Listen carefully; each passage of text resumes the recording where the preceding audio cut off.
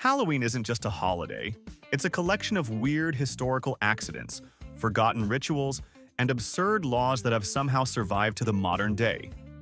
We already dug up 49 facts, but it turns out that was just the tip of the iceberg.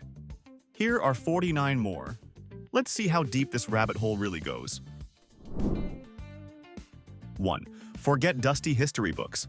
Halloween is practically prehistoric. The holiday's roots are sunk deep in the ancient Celtic festival of Samhain, a tradition that was thriving over 2,000 years ago. This wasn't just old, it was happening long before Christianity even existed.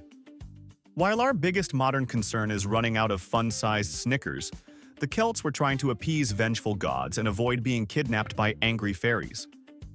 It's a powerful reminder that our night of lighthearted fun began as a deadly serious negotiation with the forces of darkness.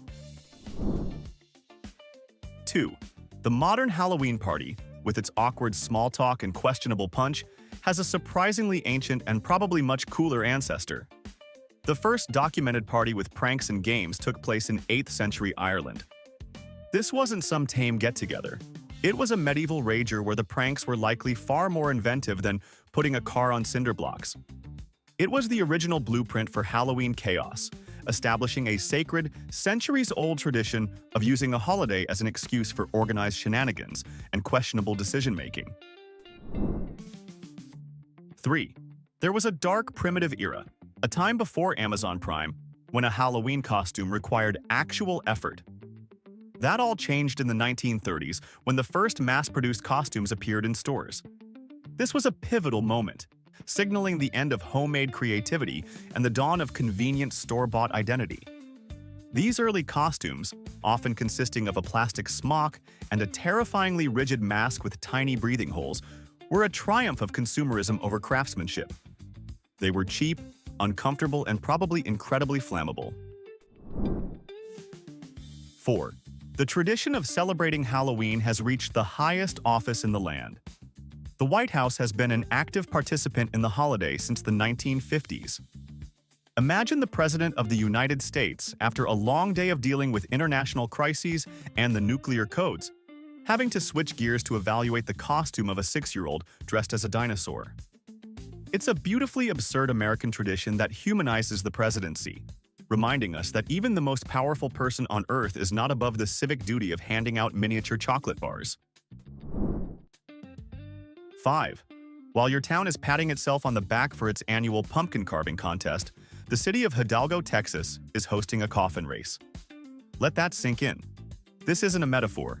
Teams build, decorate, and then physically race wheeled coffins down a public street.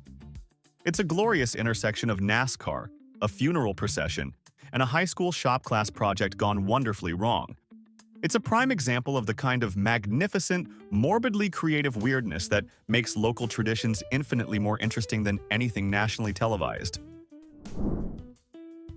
6. Let's take a moment to discuss the true victims of Halloween, the nation's pets. Americans spend an estimated $490 million a year on costumes for them. This isn't a small niche market, it's a financial juggernaut built on the quiet, dignified suffering of animals. For every photo of a triumphant dog dressed as Batman, there are 1,000 images of cats plotting their owner's demise from inside a humiliating pumpkin costume. It's a monument to our own absurdity. A $500 million industry fueled by our need to see our pets as confused, fluffy extensions of our own holiday spirit. 7. For most people, Halloween decorations live in a dusty box for 11 months of the year. For a certain Canadian collector, the decorations are the house.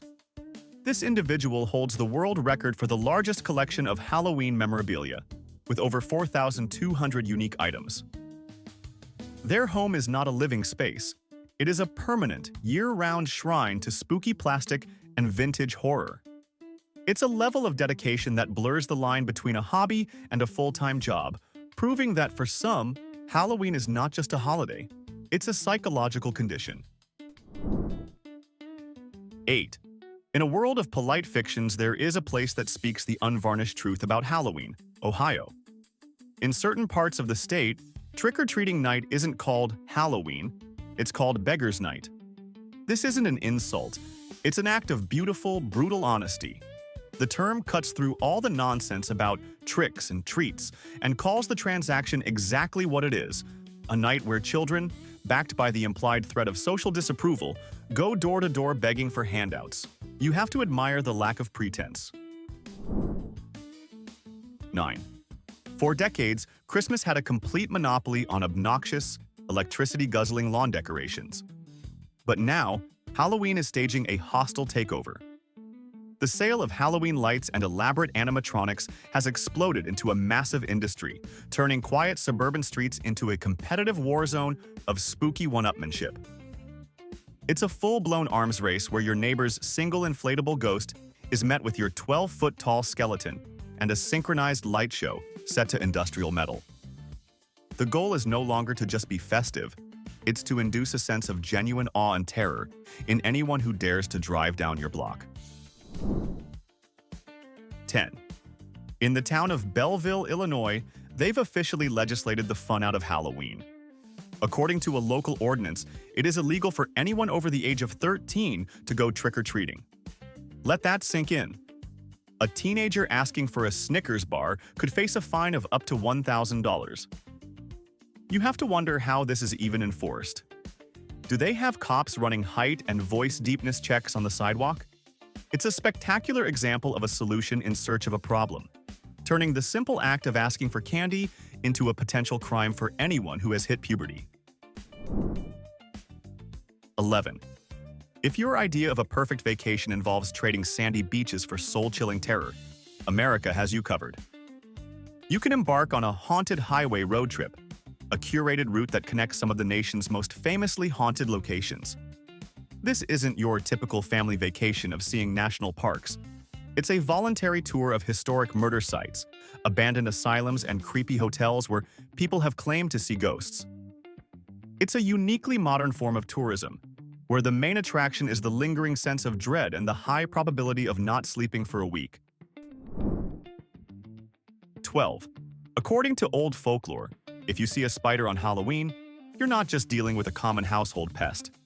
You are, in fact, being visited by the spirit of a deceased loved one. This presents a rather awkward emotional dilemma. On one hand, it's a sweet, comforting thought that your beloved grandmother has come back to watch over you. On the other hand, she has chosen to do so in the form of a hairy, 8-legged creature, and your first instinct is to find the nearest heavy object. It's perhaps the worst messaging system the spirit world could have possibly devised. 13. Every year, people compete to grow giant pumpkins. But in 2023, a Minnesota grower named Travis Ginger effectively ended the competition by creating a monster. He grew the world's heaviest pumpkin, which weighed in at a staggering 2,349 pounds. This is not a vegetable. It is a small car. You can't put a candle in it. You'd need a searchlight. You can't carve it with a knife. You'd need a chainsaw and a construction permit. It's a glorious and completely absurd achievement, a testament to humanity's desire to push nature to its absolute, most ridiculous limits. 14. While some people spend hours carefully carving a masterpiece into their pumpkin, a man named Stephen Clark holds the world record for the fastest carving at just 16:47 seconds. This isn't an act of art, it's an act of controlled violence against a gourd. It's physically impossible to create anything intricate in that amount of time. The result is likely less of a charming jack-o'-lantern and more of a crime scene. 3 quick, brutal slashes that vaguely resemble a face frozen in a state of perpetual shock. It's a record that celebrates speed over substance, and it's probably terrifying to witness in person. 15. If you think your neighborhood goes all out, you have not been to New Hampshire. The city of Keene holds the world record for the most lit jack-o'-lanterns on display at one time. A mind-boggling 30,181. This isn't just a display. It's a small, temporary city of glowing pumpkins. Imagine the sheer manpower required to carve and light every single one. The collective heat from that many candles must have created its own microclimate. It's a beautiful, pointless, and truly epic spectacle of community effort and a flagrant disregard for fire safety regulations. 16. The iconic black and orange color scheme of Halloween wasn't just a random choice that looked good on party decorations. The colors were deliberately chosen by the ancient Celts for their deep symbolic meaning. Orange represents the harvest, the turning of the leaves, and the last warmth of the sun before winter. Black, on the other hand, represents the death of the summer, the encroaching darkness, and the thinning of the veil between the living and the dead. So when you're hanging up your decorations, you're not just being festive, you're participating in an ancient branding exercise for the concepts of life and death. 17. Today's Halloween masks are intricate works of latex and silicone, but the earliest versions were far more primitive and infinitely more terrifying. The first known masks from the 1800s were often just burlap sacks with holes cut out for the eyes and mouth. There was no character, no monster, just a crude, featureless covering that completely erased the wearer's humanity. It's a chilling reminder that true horror doesn't come from elaborate special effects. It comes from the simple, uncanny, and deeply unsettling. A burlap sack is not a costume, it's nightmare fuel. 18. The beloved caramel apple, that icon of wholesome autumn fares, was not born from some quaint farmhouse tradition. It was invented in the 1950s by a Kraft Foods employee named Dan Walker. He wasn't trying to create a seasonal classic. He was experimenting with ways to use up a surplus of caramel candies from Halloween. He melted them down and started dipping apples, and a legend was born. So, your favorite fall treat is the result of corporate inventory management and a brilliant moment of sugary desperation. 19. The modern tradition of trick-or-treating has a fascinating and deeply religious ancestor: the practice of souling in medieval Europe. On All Hallows' Eve, poor people would go door to door, offering to say prayers for the souls of a family's dead relatives. In return for these prayers, they would be given small spiced pastries called soul cakes. It was a solemn spiritual transaction, prayers for pastry, a ritual that connected the living with the dead. It's a far cry from today's version, which is basically just a high-stakes negotiation for miniature candy bars. 20. In Walnut, California, they've taken the concept of a fun police to a whole new level. It is illegal to wear a mask or disguise in public without an official permit from the county sheriff. This isn't some ancient, forgotten law. It's actively on the books. So, if you want to dress up as a monster for Halloween, you must first go down to the station and get bureaucratic approval. You have to imagine the paperwork involved, forcing you to justify your desire to look like a zombie for a few hours. It's a perfect example of a town that has successfully legislated all joy and spontaneity out of a holiday. 21. The Nightmare Before Christmas has a permanent home in the Halloween movie canon, but it was a complete accident. Disney originally marketed it as a Christmas film, completely missing the point of its dark, gothic aesthetic. The movie was an orphan of the holidays, too spooky for Christmas but released at the wrong time for Halloween. It was the fans who ultimately decided its fate, adopting it as an October classic. The film now lives in a state of perpetual holiday limbo, a beloved masterpiece with a permanent identity crisis, celebrated for 2 months straight every single year. 22. The Hollywood Forever Cemetery is already a bizarre tourist attraction where people picnic among the graves of Golden Age movie stars. But on Dia de los Muertos, it reaches a new level of surrealism. The cemetery hosts a massive annual festival, blending authentic Mexican traditions with the performative flair of Los Angeles. You get traditional altars and mariachi bands alongside Hollywood hipsters and designer skull makeup. It's a fascinating, and perhaps uniquely LA, cultural event where a sacred tradition of honoring the dead gets a glamorous, star-studded, and slightly commercialized makeover. 23. Most haunted houses offer a few minutes of cheap thrills before spitting you back out into the parking lot. The Factory of Terror in Canton, Ohio, is a different beast entirely. It holds the world record for the longest haunted house, measuring over half a mile long. This isn't a quick scare. It's a full-blown psychological endurance test. By the time you get to the end, you're not even scared anymore. You're just a broken, emotionally drained husk of a person who has forgotten what the sun looks like. It's less of an attraction and more of a commitment. 24. The superstition that black cats are witches in disguise is one of the most persistent Halloween myths. This legend was born from a deep-seated fear of witchcraft and the unknown. But anyone who has ever owned a cat knows how utterly ridiculous this is. The modern house cat is a creature of profound laziness and calculated indifference. Their greatest ambition is to find a sunbeam to sleep in. The idea that they are secretly engaging in dark magic at night is giving them way too much credit. Their only dark art is knowing the exact moment to demand food. 25.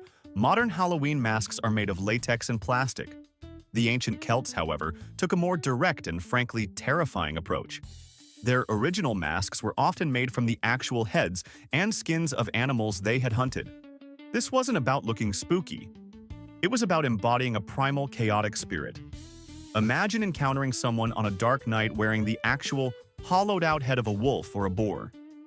It's a visceral, deeply unsettling image that makes our modern, mass-produced monster masks look like the children's toys they are. 26. One of the creepiest and long-forgotten Halloween traditions was the Dumb Supper. On this night, a family would set an extra place at the dinner table and serve a meal in complete silence. The word dumb here meant mute. The silence was an open invitation for the spirits of their dead ancestors to return and join them for one last meal. It was not a party. It was a somber, terrifying ritual of communion with the other side. You have to wonder what's scarier: the thought of a ghost actually showing up, or the profound, unnerving silence of waiting for one. 27. In Hong Kong, they have their own version of Halloween called Yue Lan, or the Festival of the Hungry Ghosts. The belief is that for one day, restless spirits are released from the lower realm to wander the earth. To keep them from causing trouble, people don't give candy to children. They leave out elaborate offerings of food and burn incense to appease the actual ghosts. It's a fascinating parallel to our own traditions, but with a much more serious purpose. One culture is trying to prevent toilet papering. The other is trying to prevent a genuine spiritual haunting. 28. Dracula's castle is not just a setting from a horror novel. It's a real place in Romania called Brainex. And the tourism industry has milked that connection for all it's worth. While the castle's historical link to Vlad the Impaler, the real-life inspiration for Dracula, is shaky at best, that doesn't stop thousands of tourists from flocking there every Halloween. The castle has been forced to cosplay as its most famous and mostly fictional resident. It stands as a massive stone monument to the fact that a good story is always more profitable than boring historical accuracy. 29. The United States Postal Service, an institution known for its lightning-fast efficiency, finally got around to issuing the first Halloween-themed postage stamps in 2016. Let that sink in. A holiday that is a multi-billion-dollar industry and a cornerstone of American culture was only deemed worthy of a stamp in 2016. It took them decades to acknowledge what candy companies have known for a century. You have to assume the design committee started their work in the 1980s and just finished approving the final proofs. 30. The original reason for wearing costumes on Halloween was not to win a contest at work. It was a brilliant, low-tech form of spiritual camouflage. The ancient Celts believed that on Samhain, the world was swarming with ghosts, demons, and other malicious spirits. By disguising themselves as monsters, they believed they could wander freely among the real ghouls without being recognized or harassed. It was the original incognito mode, a clever survival tactic for navigating a world that was, for one night, genuinely dangerous.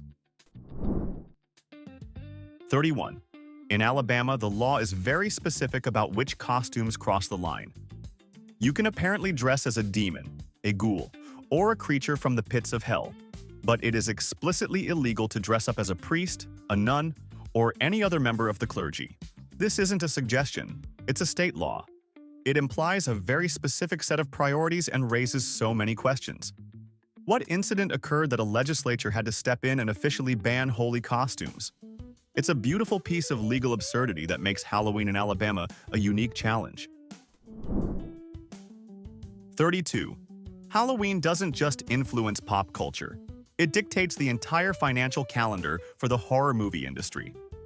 The months of September and October are a cinematic dumping ground, a calculated flood of every horror film a studio can produce, all hoping to cash in on the seasonal demand for fear.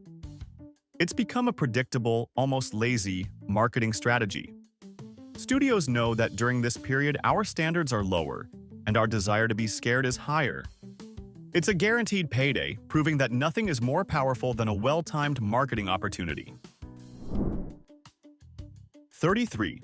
One of the most unsettling paranormal phenomena is the concept of phantom smells. People who claim to have encountered spirits often report smelling things that have no physical source, most commonly sulfur, rot, or decay. The classic calling cards of something demonic. It's a deeply invasive form of haunting that plays on a sense you can't just shut off by closing your eyes. So, on Halloween night, if you suddenly catch a whiff of something inexplicable and unpleasant, it might not be your neighbor's cooking. It might be something else entirely. 34. A few years ago, the creepy clown craze swept the nation in a bizarre wave of mass hysteria, where people in clown costumes were reportedly terrorizing neighborhoods. The panic was so intense that several towns and cities across the US took the extreme step of outright banning clown costumes on Halloween. For one night, a classic, if somewhat unsettling, costume became illegal contraband. It's a fascinating example of a modern urban legend becoming so powerful that it actually led to real-world legislation, proving that sometimes the scariest monster is just collective panic. 35. After weeks of planning, brainstorming, and stressing about a Halloween costume, a huge number of American adults arrive at the exact same, uninspired conclusion: a witch. Year after year, it remains the single most common costume for adults. It's the ultimate fallback plan, the "I gave up but still want to participate" uniform. It requires minimal effort, a pointy hat and something black, and is instantly recognizable. While some people are out there constructing elaborate, movie-accurate outfits, a significant portion of the population is content to be the default character on the Halloween selection screen. 36. The amount of candy Americans buy for Halloween is not just a lot, it's a logistical nightmare. We collectively purchase around 600 million pounds of it each year. To visualize that, imagine the weight of 6 Titanic-sized ships, but made entirely of chocolate, nougat, and high-fructose corn syrup.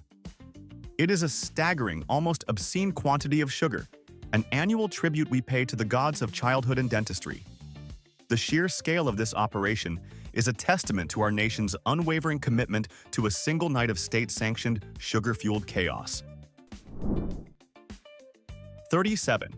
If you're looking for a low-budget way to experience the supernatural, there's an old superstition with a very specific, and deeply weird, set of instructions. It's believed that if you put your clothes on inside out and then walk backwards on Halloween night, you will see a witch at the stroke of midnight. You have to wonder about the person who discovered this. What series of bizarre life choices led them to try this specific combination of actions? And more importantly, you're not just risking a supernatural encounter. You're guaranteeing you'll trip over something and look like an absolute idiot in the process. 38. In Germany, some people have a very practical approach to dealing with the supernatural. On Halloween night, it's a tradition in some households to hide all their knives. This isn't to prevent a home invasion. It's to ensure that the spirits of the dead who are believed to return to Earth can't accidentally or intentionally harm themselves or the living. It's a fascinating and slightly morbid gesture of hospitality. You're welcoming your ghostly ancestors back, but you're also prudently baby-proofing the house for their visit, just in case they're feeling a bit clumsy or vengeful. 39. In China, the equivalent of Halloween is a festival known as Tengqie. During this time, food and water are placed in front of photographs of deceased family members. It's not about scaring away spirits, it's about honoring them and making their journey in the afterlife more comfortable. They also light lanterns and bonfires to illuminate the path for the spirits as they travel back to Earth on this night. It's a beautiful, solemn tradition that stands in stark contrast to the West's focus on fear and candy, reminding us that there's more than one way to acknowledge the spirit world. 40. America's obsession with giant food items reaches its glorious peak in the fall. In 2010, the town of New Bremen, Ohio, baked the world's largest pumpkin pie. This wasn't just a big pie, it was an edible structure. Weighing in at a colossal 3,699 pounds and measuring over 20 feet in diameter, it required a custom-built oven to cook. It's a monument to excess and a complete logistical nightmare, but it's also a perfect symbol of our go big or go home attitude towards seasonal festivities. You don't just eat a slice, you take a core sample. 41. The modern smiling jack-o'-lantern is a relatively recent and much easier version of the original tradition. In Ireland, where Halloween began, they didn't have pumpkins. They carved faces into turnips, potatoes, and beets.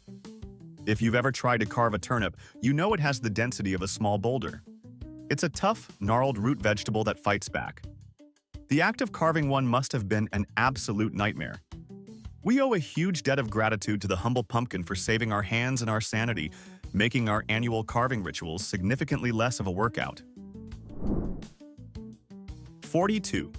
In Rehoboth Beach, Delaware, city officials have apparently decided that Halloween fun must not interfere with the sanctity of the weekend. It is illegal to go trick-or-treating if October 31st falls on a Sunday. Instead, the entire celebration is officially postponed to Saturday. You have to feel for the kids in that town, forced to wait an extra 24 hours for their candy haul because of a bureaucratic scheduling conflict. It's a bizarre law that suggests Halloween is a privilege, not a right, and can be moved around like a dentist appointment. 43. The quintessential image of a witch on a broomstick has a surprisingly practical and slightly bizarre origin. It's not about magical flight. It's about pagan farming rituals. During certain festivals, rural villagers would ride brooms, poles, and pitchforks through the fields, dancing and leaping as high as they could. This wasn't for transportation. It was a form of sympathetic magic. They believed that the height of their jumps would encourage the crops to grow to a similar height.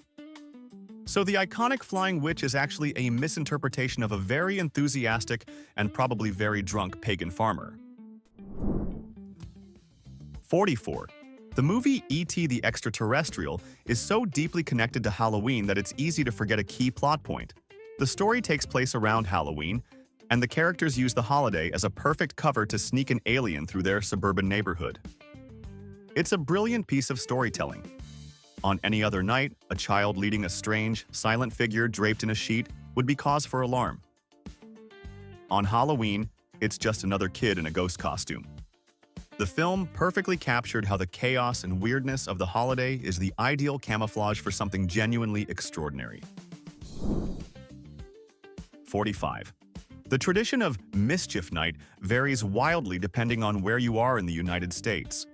In some areas, particularly New Jersey and Detroit, it's known as Devil's Night and was historically associated with widespread vandalism and even arson. In other places, it's a much tamer affair. This regional divide in terminology and intensity is fascinating. It's a perfect example of how a single tradition can mutate and evolve, ranging from innocent pranks to a night of genuine, destructive chaos, all depending on which side of a state line you happen to live on. 46. The world of competitive giant pumpkin growing is not just a casual hobby, it's a serious, regulated sport. There is an official governing body called the Great Pumpkin Commonwealth, or GPC. This organization sets the rules, sanctions way-off events across the globe, and ensures that no one is cheating by, for example, injecting